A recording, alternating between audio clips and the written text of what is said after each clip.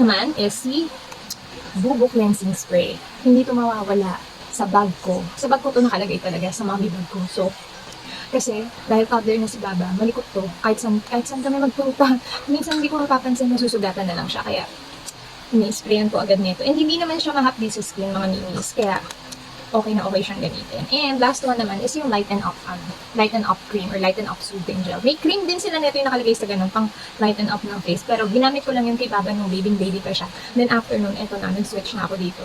Eto, ina-apply ko to sa mga sugat niya. Yung mga natuyong sugat na nakakapagpaitim sa legs niya. Yan, nakakatulong to. Nakakatanggal to ng mga dark areas. Nalalighten niya talaga. Kaya naman, tiny buds, ang galing mo. Kaya yun, mga ninis. Share ko lang naman sa inyo. Ito talaga ang pinaka-importanting essentials na hindi mawawala sa bag ko for Baba. Kaya naman mga minis, if I were you, kung hindi niyo pa ito natatry, i-try niyo na doon. I-go mo na yan doon.